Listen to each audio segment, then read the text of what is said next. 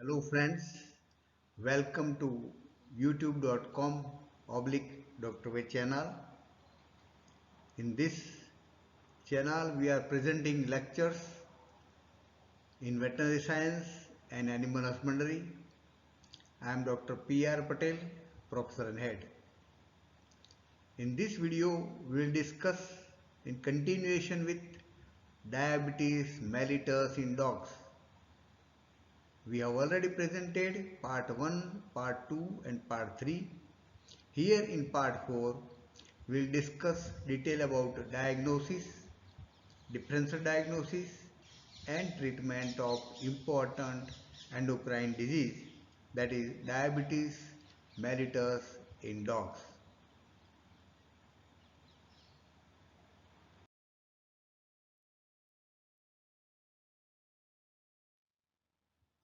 Friends, we discuss here diagnosis of diabetes mellitus.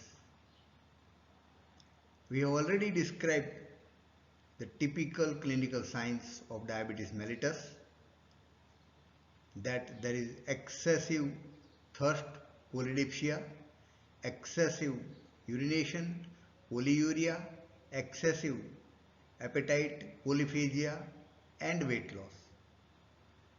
So these signs, along with detection of sugar in urine, that is glycosuria, that is very important. That is the initial main diagnostic test. The urine is more viscid, somewhat sweety odor, maybe because of the ketone bodies, and increase in specific gravity. So this presence of sugar in urine, glycosuria, is a unique test for the diagnosis of diabetes mellitus.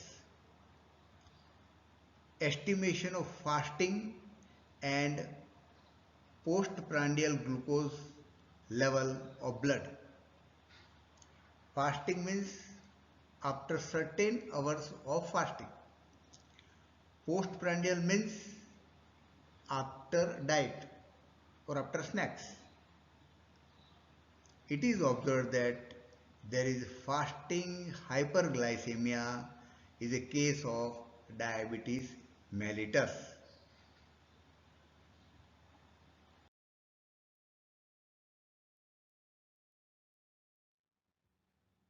Continuation of the diagnosis.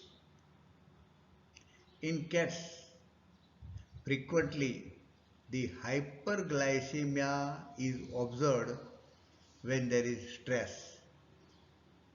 So to differentiate this stress hyperglycemia, multiple blood and urine samples are required to confirm the diagnosis between the diabetes mellitus and stress induced hyperglycemia. Glucose tolerance test, another test called GTT, is also useful for the diagnosis of diabetes mellitus. Here, the designated quantity of glucose intravenous or oral is taken, and after required time interval, the blood glucose level and urine glucose level is estimated.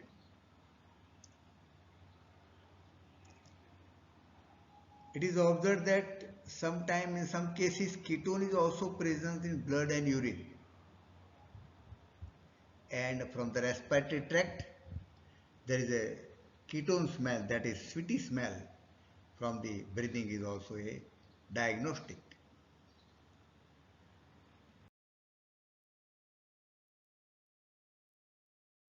Continuation of diagnosis in diabetes mellitus, increased serum cholesterol and triglyceride level is observed because of lipolysis. Serum fructosamine level is important.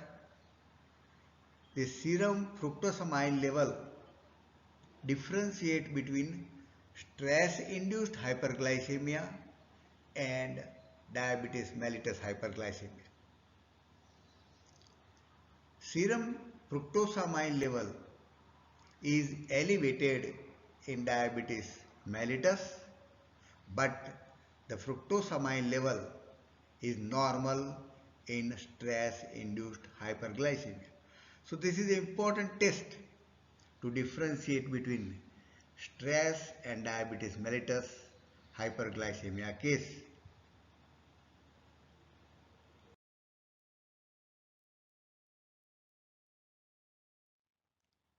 Several diseases that show the similarity either in symptoms or laboratory finding to that of diabetes mellitus are required to be differentiated. These diseases are chronic nephritis, that is urine is low specific gravity, presence of protein in urine, but there is no sugar in the urine. Diabetes insipidus, here urine of low specific gravity and which increase after the administration of antidiuretic hormone. In case of pyometra, there is polyuria but no glucose in the urine and abdominal distension because of the enlargement of uterus with presence of pus pyometra.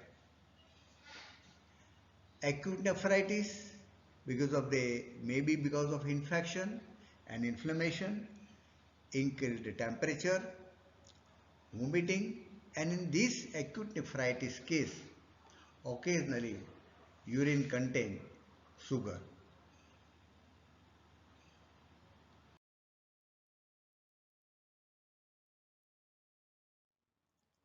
Continue with the differential diagnosis.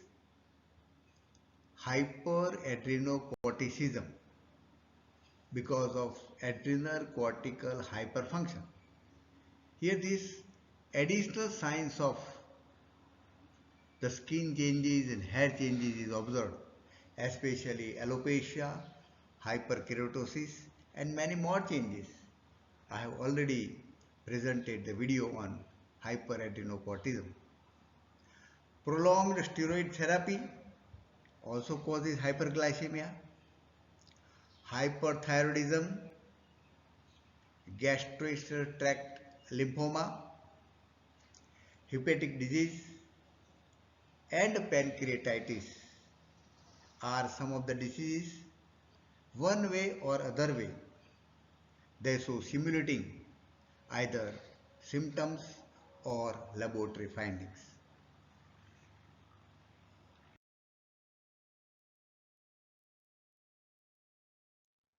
Friends, we deal here with important part, that is treatment of diabetes mellitus. It is not a simple, but it involves a many steps. Important thing is client education. The clinician has to make proper counseling with the owner, frequent communication regarding the disease progress and the treatment. The owner must understand this disease, diabetes mellitus, properly, and it requires full cooperation of the owner. If this is there, owner cooperation and owner knowledge, then the treatment and correction of the diabetes mellitus is bit easy. Another group of things required is appropriate diet or nutritional management, that is healthy eating and nutrition. We will discuss this in detail in the later on. Monitoring of the diabetes mellitus by owner, there must be regular intensive care and nursing at home because he understands the disease properly. So only he can take the care of the diabetic dog at home. It is the best way to get early correction of the diabetes mellitus.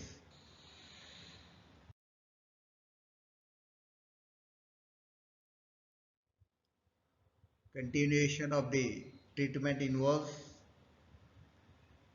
satisfactory and proper exercise, not excessive, not less. Satisfactory and proper exercise encourage the weight loss, and exercise also decrease the insulin resistance induced by obesity. The control of obesity, that is weight loss, is important to decrease the insulin resistance, that is especially type 2 of the diabetes. So proper exercise is a must, especially in type 2 diabetes. Need not to say treatment by insulin therapy. We'll discuss this in a separate group in this video. So, treatment of diabetes mellitus is not only the treatment by insulin, but it is a combination of reduction of the weight, reduction of the obesity, diet management, proper insulin therapy we'll discuss later on, and other oral hypoglycemic drugs. This will help to correct the disease and to lengthen the life of the dog.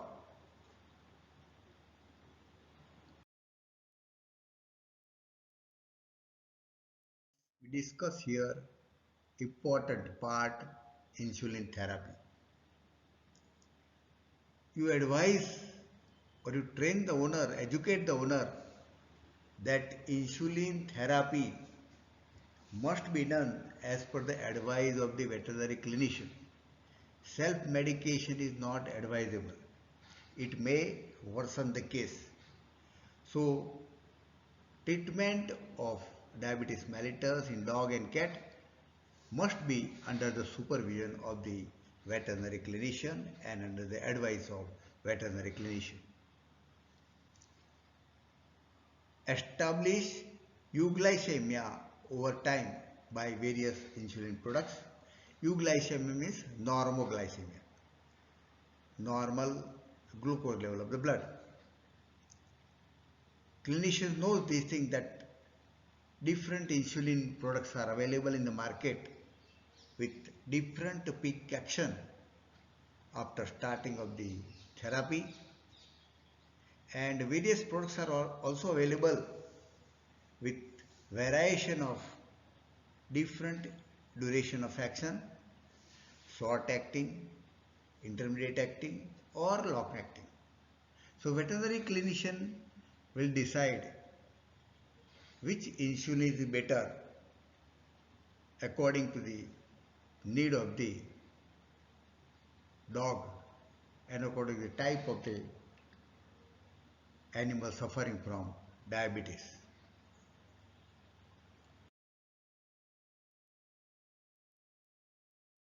Continuation with the insulin therapy. Proper monitoring of insulin therapy is a must to maintain normoglycemia. That can be achieved by observing the clinical signs, estimation of blood glucose by collecting serial samples, and estimation of urine glucose level. With this, clinician can manage or monitor insulin therapy. Blood glucose testing can also be done, and that can be done best at home to lessen the stress on the dog or cat. Now ready-made instruments are available which can immediately detect the glucose level of the blood. Uncomplicated diabetes mellitus case. Uncomplicated means it is a very simple case.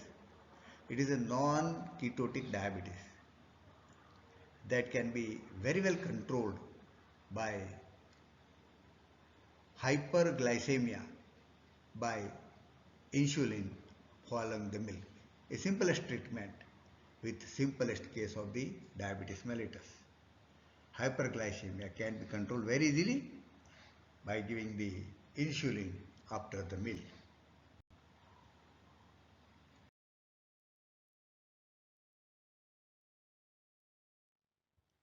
Continue with the insulin therapy. Oral hypoglycemic agents can also reduce the blood glucose level. But these oral hypoglycemic agents work only if there is a functional beta cells are present. Otherwise, they not work well. Some of the cases are complicated diabetes mellitus, which require correction of dehydration and electrolyte replacement. Acidosis can be controlled by infusion of bicarbonate solution. Generally, hypokalemia occur in case of diabetes, so it can be corrected by infusing or administration of potassium. Frequent checking of the urine, especially daily, for glycosuria is a must. The severe case, that is diabetic acidosis,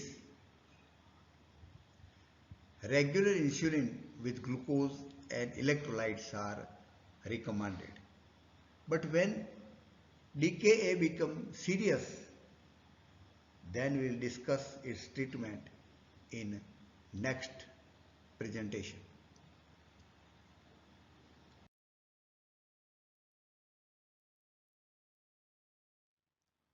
Here we discuss dietary therapy. Along with insulin therapy, dietary therapy is also equally important. Dog must get well balanced diet. Each meal must be persistent in quantity and composition. It is advisable to use commercial diet because there you can control the quantity as well as composition. So it is highly recommended to feed the animal, dog and cat, with commercial diet. Diet high in fiber is good. It improves the glucose control and reduce the obesity. Complete dietary therapy must be planned and feeding schedule should be according to the requirement in consultation with the veterinary clinician.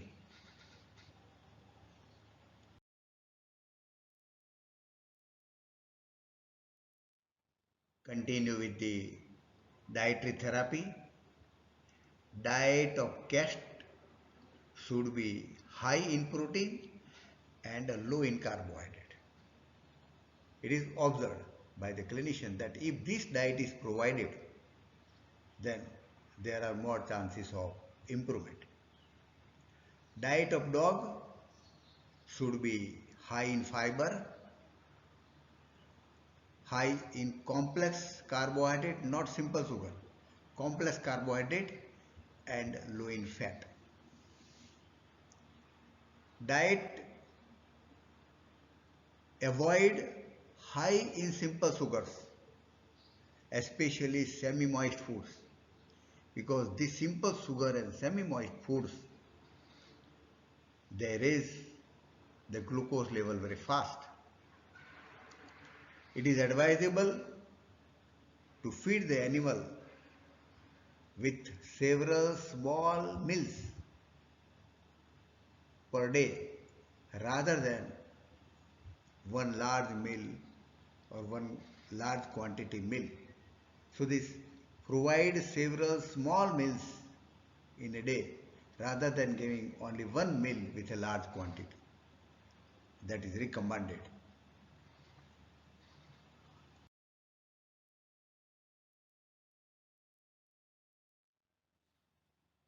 Friends, we have seen the treatment of simple, uncomplicated diabetes mellitus case. But if the proper care is not taken, proper schedule of diet and insulin therapy is not maintained, then slowly, progressively, the case may worsen and it may become a diabetes mellitus ketoacidosis, popularly known as DKA. DKA is a serious problem. It is a medical emergency, so it must be treated properly. Correction of dehydration by administration of intravenous fluid, especially 0.9% saline or lactated Ringer solution. This is the best. Reduction of hyperglycemia and ketosis can be achieved by appropriate insulin product. That also we have already discussed in detail.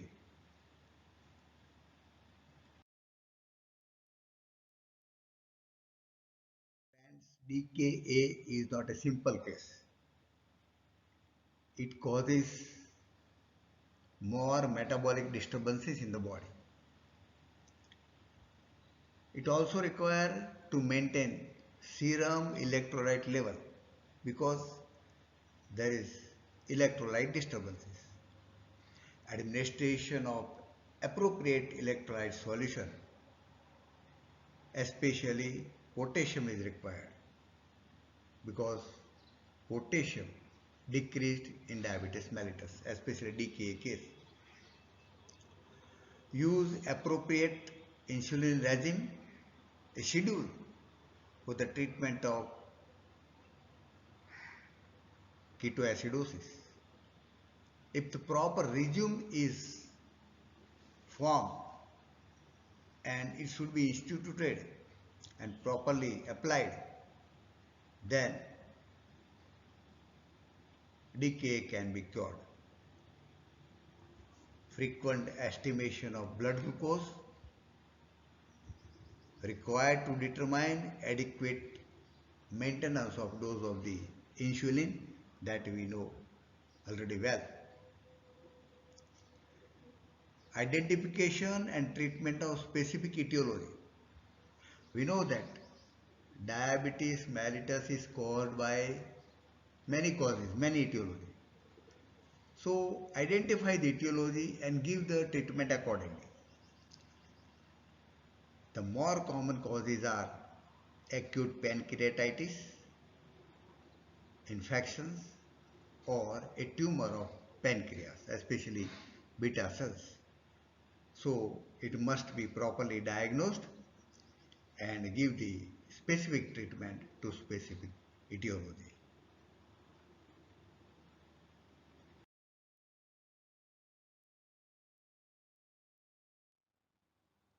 Friends, we have discussed diabetes mellitus in detail. No doubt is left. Everything is very clear. Requested to share this information to veterinarians and veterinary friends, veterinary students, to promote the channel. Subscribe the channel, press bell button to get regular notification. If you like, press like button. Thank you very much for observing this video. By this we end with diabetes mellitus in dogs and cats. Thanks.